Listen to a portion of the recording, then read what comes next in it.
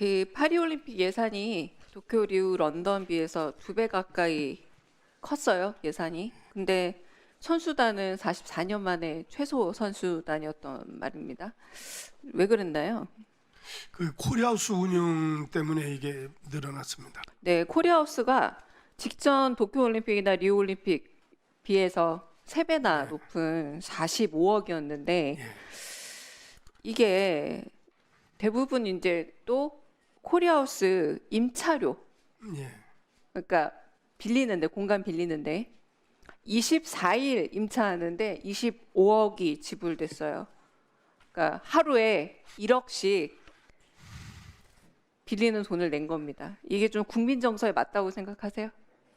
예, 지금 저희도 이제 들어와서 그런 말씀들을 듣고 생각을 많이 하고 있습니다. 다만 이제 그때는 이게 그 국민 정서에 맞는다고 생각. 하루에 1억씩 대관료로 지불을 했다라는 겁니다. 맞다고 생각하세요? 과다하다고 생각을 합니다. 다만 이제 현지가 워낙 자, 그거 제가 좀 더 예. 따질 겁니다. 예. 네, 24일 임차에 15억 상당이 처음엔 그렇게 계약했어요. 그건 아시죠? 그랬다가 전기 용량을 증설해야 된다. 인터넷 증설해야 한다면서 또 10억가량 더 증액된 거예요, 사실. 원래 그 장소가 예, 예, 워낙 번화가라서 비쌌지만 그래도 15억이었거든요. 예, 그 이후에 들 비용에 대한 계산이 없었나 봐요. 그 이후 비용만 예, 예, 10억 이상 증액이 된 겁니다. 예. 자, 그런데 제가 좀 이렇게 따져봤어요. 그래서 그 현지에 있는 분에게 교민에게 어떤 곳인지 한번 찾아가 봐 달라고도 얘기를 해서 제가 사진을 따로 취재비까지 지불하면서 했는데 생 도미니크가라는 곳이었어요. 이게 한국으로 따지면 한남동 공관 그 부근하고 비슷하다고 합니다. 그러니까 아주 한적한 곳인 거예요. 그래서 되려 기존 한류 팬들이야 굳이 찾아오겠지만 새로운 분들을 모시기에는 너무 한적해서 그러니까 우리나라 뭐 홍대나 성수동 같이 젊은 사람들이 막 모이는 곳이 아니라 굉장히 좀 한적한 곳이었다는 것이에요. 그러니까 아까 굳이 말씀하셨지만 이게 그렇게까지 24억 원이나 주고 하루에 1억 원씩 그렇게 빌릴 만한 곳이었는지 적합성 여부도 좀 문제가 있어요. 자, 그렇게 들어가 봤더니 상당히 조촐한 규모이기도 했고, 그리고 제가 또 묻고 싶은 건 뭐냐면 파리 8구에 샹젤리제 근처 코리아 센터 있잖아요, 이미. 모르세요? 예, 그거에 대해서는 코리아 센터가 있어요. 한국문화원에 있기 때문에 문화원, 예, 예. 네, 여기에 코리아 센터가 전 세계 5곳 있는데 그중 하나 있는 거예요. 그러니까 굉장히 큰 한국문화원 기능을 하는 곳이 전 세계 5곳인데 파리에 있단 말이에요. 19년에 800억 원이나 들여서 이 문화원을 새로 개비해서 지금 관광공사 콘지선도 같이 쓰고 있어서 여기서 했어도 7층짜리 건물 쓰고 있거든요. 파리에서 샹젤리제 개선문인데 여기서 써도 되는데 이거 좀 너무 방만한 운영 아니었을까요? 그 부분에 대해서는 그때 저 코리아 센터도 논의가 됐었던 걸로 알고 있습니다. 네, 그러니까요. 예. 근데 논의가 됐는데 45억을 거기에 쓰면서 선수단에게 들어가는 비용보다 훨씬 배보다 배꼽이 좀 더 컸다고도 예. 보이거든요. 근데 이제 공간 활용도 측면에서 아마 여기를 부득이 이렇게 네, 제가 아까 말씀드린 것처럼 공간 활용도도 그다지 대단하지 않아서 2층에는 콘텐츠 진흥원이 원초적인 아주 이머시브 아트 상영관 하나 있었고요. 그리고 뭐 기자실 있고 이렇더라고요. 제가 다 확인은 했습니다. 대단한 효용이 떨어졌는데 예산 낭비라는 생각이 들고, 자, 무엇보다도 이 코리아하우스 운영을 하는 과정에 특정 업체의 일감을 몰아줬다는 의혹이 나왔어요. 자, PPT 좀 보여주세요. 자, 운영, 대행, 용역, 입찰 세부 내역을 좀 받아봤습니다. 그랬더니 자, 여기 공개 입찰에 참여한 5개 업체가 사실상 굉장히 유명한 기업들이에요. 제가 알기로도. 이를테면 카카오 계열사인 SM 컬처 앤 컨텐츠 광고사업 부문, 현대자동차 계열사 이노션, CJ ENM과 HS 같은 굉장히 유수의 대기업들을 제끼고 C 업체가 이 입찰을 받게 되는데 처음에 정량지표 평가에서는 5개 업체 중에 상당히 낮았거든요. B, B- 4.75점을 받았다가 소위 말하는 객관적 점수라기보다는 주관적 점수라고 할 수 있어서 정성평가에서 요게 순위가 뒤집혀요. 뒤집혀가지고 이 업체가 1위를 차지하게 됩니다. 아까 말했던 것처럼 이름만 들으면 알 수 있는 대기업 회사들 그리고 아주 이 분야에 있어서 혁혁한 이력을 가지고 있는 회사들을 제끼고 됐어요. 자, 근데 그다음 PPT 보여주세요. 이 회사는 대한체육회 계약 체결 사업 내역을 좀 보자면 2016년부터 이미 12건이나 계약을 한번 했던 12건이나 계약을 했던 그리고 계약 금액이 90억 원이 넘는 회사였습니다. 이게 좀 일감을 몰아뒀다는 의혹이 어떻게 생각하세요? 이제 의원님께서 그렇게 말씀을 하시니까 저도 이제 굉장히 당황스러운데 아마 네. 직원들이 그 단가라든지 뭐 이런 것들이 여러 가지가 고려가 됐을 거라고 저는 생각을 합니다. 네, 그럼 그 다음에도 해명을 전 좀 충분히 해명되지 않았고요. 일단은 자 대한체육회에서 이 회사에 추가 거업으로 새로 계속 줘요. 더 이 일 외에도 그래서 올해 초에만 보더라도 체육인 대회를 개최했는데 최초 사업비가 2억 7천만 원이었거든요. 그런데 갑자기 이 규모가 점점점 커져서 9억 2천만 원까지 과업이 변경이 되거든요. 같은 업체예요. 근데 코리아 하우스에서도 똑같이 이렇게 계속 수의 계약을 더하면서 점점 액수가 올라가는 형국을 띠게 됩니다. 어떻게 된 걸까요? 아마 이 행사는 원래는 제가 소규모로 체육인들끼리만 하기로 했었는데 그때 당시 아마 VIP께서 이 행사에 참석을 하시겠다 이런 연락을 제가 부처로부터 받아가지고 이 사이즈를 키워서 이런 결과가 됐을 제 의혹에 대한 설명은 전혀 안 되는 듯한데 아니 그러니까 이제 규모가 커진 거죠. 아니, 그러니까 왜 계속 이 업체에다가 계속 몰아주고 있느냐고 제가 묻는 거예요. 자, 그래서 그 다음에 또 10억 상당의 급식센터 운영 대행 사업도 또 수의계약으로 체결해줘요. 처음에는 공개 입찰을 해서 이 업체랑 계약을 한 게 맞는데 제가 말하는 의혹의 핵심은 계속해서 수의계약으로 돈을 더 얹어주고 10억 정도 되는 사업도 수의계약으로 체결을 해준다는 겁니다. 그런 식으로 굉장히 많은 건수의 계약을 체결했다라는 건데 이 회사가 코리아하우스 운영하고도 관계가 있다는 거예요. 그러니까 이렇게 방만한 하루에 1억씩 드는 이 코리아하우스 운영과 이 회사의 일감 몰아주기가 전혀 무관한 것인가? 이런 부분에 있어서 의혹을 좀 저한테 해결을 해 주셔야 될 듯합니다.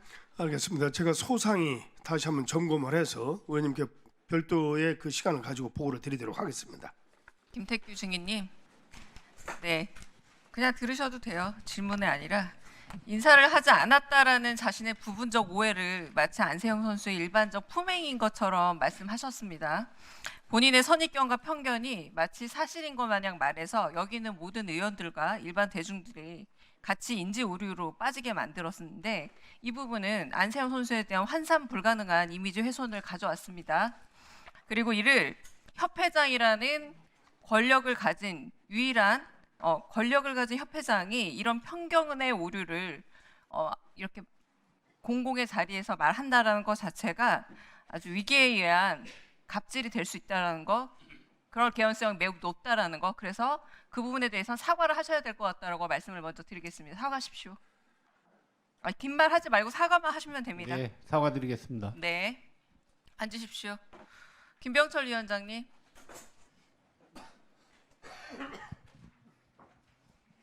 감사원 생활도 오래 하셨다고 하니까요. 제가 좀 여쭤볼게요.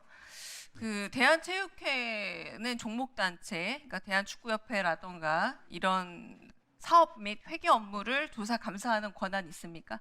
저희는 없습니다. 있습니다. 저- 있습니다. 대한체육회 있습니다. 스포츠 공정위원회 물어보는 제가 거예요? 대한체육회라고 물었습니다. 똑바로 네. 들어주시면 합니다.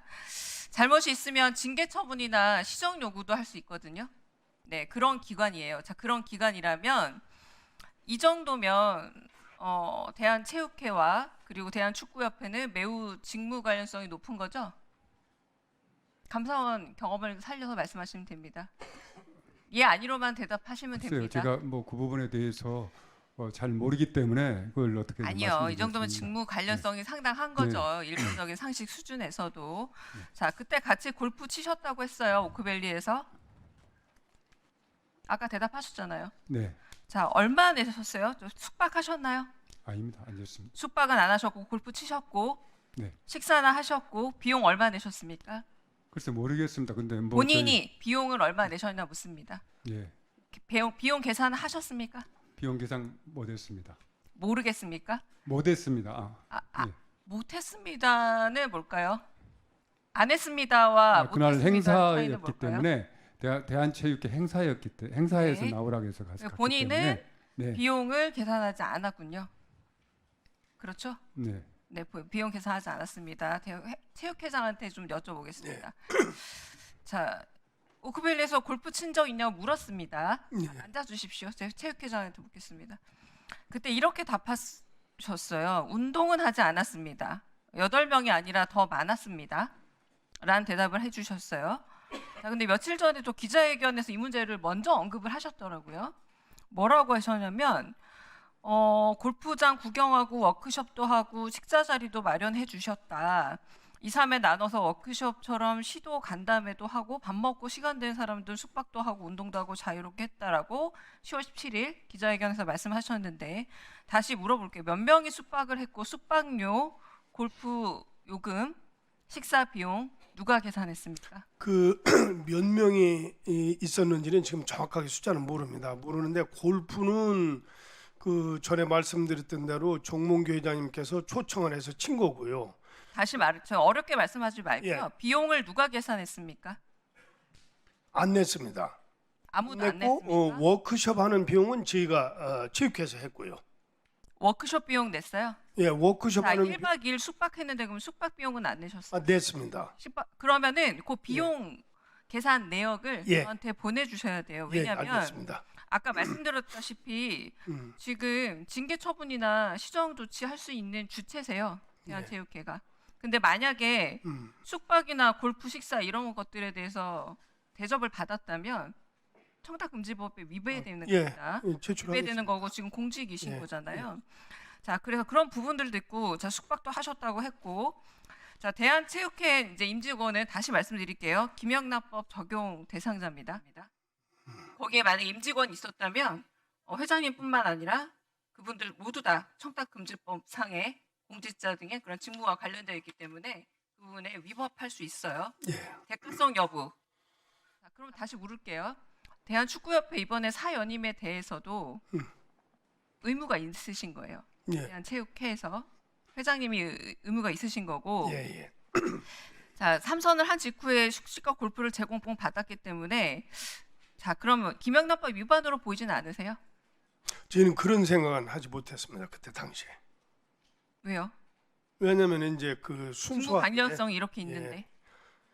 그건 이 사후의 일, 저희는 왜냐면 그 사후의 일이고 그거하고 관계없이 전체적으로 이렇게 초청을 받았기 때문에 아니요, 그 관계 고의로. 자체가 안 된다니까요. 아니, 글쎄. 사후의 일이 아니라 그 부분에 대해서는 저희가 감사 인식을 업무를 할 수 있기 못했습니다. 때문에 예, 그 하나의 하위 단체잖아요. 예, 협회 예. 역시도 받으면 안 된다니까요. 네, 그 알겠습니다. 생각을 못 하셨다라고 하면 일단 저한테 서류는 주셔야 될 것 같고요. 예, 예. 자, 그래서 행사 목적이나 참석 대상 공개 여부, 행사 운영에 대한 내부 결제 전부 다 저한테 주셔야 되고 예. 가액도 어땠는지 예. 정상적인 비용 처리를 거쳤는지도 주셔야 되고 그 부분에 대해서 공식적인 행사라고 했을 때 그때 했던 모든 식순이라든가 프로토콜 같은 것들 전부 예, 저한테 예. 다 일체 서류를 다 주셔야 되고 예. 그렇지 않다면 국민권익위에 제가 해당 이 사항을 신고할까도 고민 중입니다. 예, 네, 알겠습니다. 그 서류를 좀 보내주시면 확인하고 그 부분에 대해서 예, 보내도록 하겠습니다. 예, 예. 이기흥 대한체육회장께 물어보겠습니다. 그 파리 올림픽 100일 앞두고 체육회가 발표했던 공식 금메달 예. 전망이 5개였죠. 네, 근데 실제로 13개 땄고 예, 종합순위 8위를 기록했습니다. 근데 올림픽 개최 2달 전에 발표한 자료를 좀 봤더니 경기력 분석 자료요. 파리 하래 올림픽 대회 경기력 분석 세부 자료에서도 근데 양궁에서만 5개 따서 원래 16개 전망을 했더라고요. 근데 여기에 대해서 여러 차례 질문도 받았죠. 회장님이. 그래서 뭐 5단계 거쳤고 영국 슈퍼컴퓨터도 5개로 전망했다라는 답을 해주셨는데 물론 뭐 날씨 예보도 꼭 맞으란 법은 없지만 예측이라는 게 어긋날 수는 있습니다만 좀 특이한 경우는 맞는 듯해요. 왜냐하면 2016년 리우 올림픽 때만 하더라도 금메달 10개 전망했는데 9개 땄고요.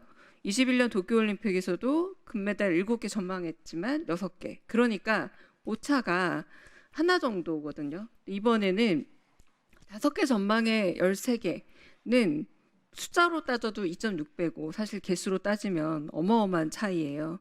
왜 그랬을까요? 그때 저희가 발표할 때는 상황이 여러 가지로 정말로 안 좋았었습니다. 그리고 지금 여기서 보신 그거는 저희가 가능성 있는데 집중적으로 할 때를 잡은 겁니다. 최대치로 해서. 네, 그런데 너무 많이 차이가 나요. 네, 제가 그렇습니다. 걱정하는 건 뭐냐면 사실상 소속사 연예인들이 있는데 연예인들의 능력을 최저치로 잡아서 홍보를 했다. 저는 대한체육회가 메달 전망을 낮게 잡는 바람에 다른 게 아니라 가능성 있는 선수들에게 올 수 있는 후원이 혹은 기회가 많이 박탈된 것은 아닌가라는 아쉬움이 드는 겁니다. 네. 아까 배드민턴 협회장 역시도 선수를 보호한다기보다 오히려 선수의 책을 잡는 거 보고 제가 깜짝 놀랐는데요. 이 체육회가 선수들의 여러 가지 인권이라던가 혹은 실력을 향상할 수 있도록 도와줄 수 있어야 하는데 이 기업 후원이나 마케팅 비용이 실질적으로 그래서 떨어졌어요. 예년에 비해서 선수들이 마땅한 후원금을 못 받았다고도 생각이 드는데 물론 단순 비교하기 어려운 수치 하나 보여드리겠습니다. 2018년 평창 올림픽 때는 당연히 우리나라에서 개최한 올림픽이니까 많을 수밖에 없겠죠. 전 국민적인 관심사였고, 근데 이때는 82개 후원사에 1조 502억 원의 후원금이었어요. 근데 파리 올림픽에서는 15개 후원사가 175억 정도밖에 후원을 안 했습니다. 저는 이 손해가 체육회보다는 선수들에게 가지 않았을까라는 가장 큰 우려가 든다는 거고, 그러다 보니 기업들도 마케팅이 예년보다 대거 축소가 된 게 사실이거든요. 네. 그래서 실제로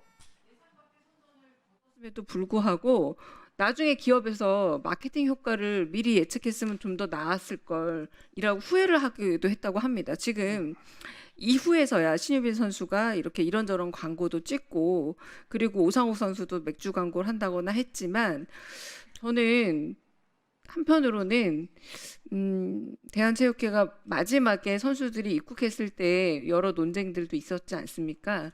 하지만 이 부분에 있어서 예측이 잘못됐다 정도가 아니라 저는 조금 어떤 점에서는 선수들의 그 상태를 별로 혹은 선수들에게 해야 할 역할을 좀 해태한 것이 아닌가라고까지 너무 큰 차이가 벌어진 것이 아닌가 싶어서 이런 부분에서는 좀 고의적으로 축소하는 게 있지 않나라는 의심도 드는데 어떠세요? 그런 건 아니고요. 앞으로 하여튼 좀 더 세심하게 검토를 하겠습니다. 제가 그렇게 의심했던 가장 큰 이유 중에 하나는 막상 13개나 거뒀을 때 그 부분에 있어서 상당 부분 체육회의 성과를 많이 자화자찬으로 가져가셨더라고요. 일테면 뭐 해병대 캠프에 대해서도 과하게 좀 평가를 하신다거나 그리고 한국 선수단 일냈다 하면서 이 부분에서 체육회 역할을 너무 강조하는 것은 제가 가진 의심에도 어느 정도 영향을 미쳤는데 연임에 있어서 선수들의 성과가 꼭 그 또 회장님의 성과는 아니라고 저는 보기도 합니다. 그래서 이런 의심을 좀 깔끔하게 해소하기 위해서라도 좀 제대로 된 해명이 좀 있었으면 하는 바람입니다. 예. 네, 이기흥 회장님한테 예. 네, 21년 도쿄 올림픽 때 미국 체조 선수 시몬 바일스라고 아시죠? 예. 예. 네, 불안 증세로 개인 종합 결선 진출을 아예 포기하는 일이 있었는데 이제 올림픽에 출전한 엘리트 선수들의 이제 정신 건강, 당연히 신체 건강 문제야. 이제 운동 선수니까 우리가 다 공감하지만 이 정신 건강 문제가 이때부터 대두돼서 IOC에서 이제 22년 베이징 동계 올림픽 때부터는 심리 상담 전문가 올림픽에 파견하라는 방침이 생겼잖아요. 예. 네, 그래서 이제 파리 올림픽 기간 동안 대한민국 선수단 심리 검사 얼마나 받았나 한번 봤더니 20건이더라고요. 보니까 전체 선수가 144명이었던 걸 보면 13.8%가 심리적 지원을 이제 필요하다라고 이제 생각을 한 겁니다. 그러니까 아시겠지만 뭐 부담감, 경기 중에 불안, 예. 코치와 선수단 간의 커뮤니케이션 문제, 안세영 선수 문제라던가 이런 것들이 줄을 이뤘는데 이 부분에서 좀 더 신경을 써야 되는 거 아닌가라는 생각이 좀 들고요.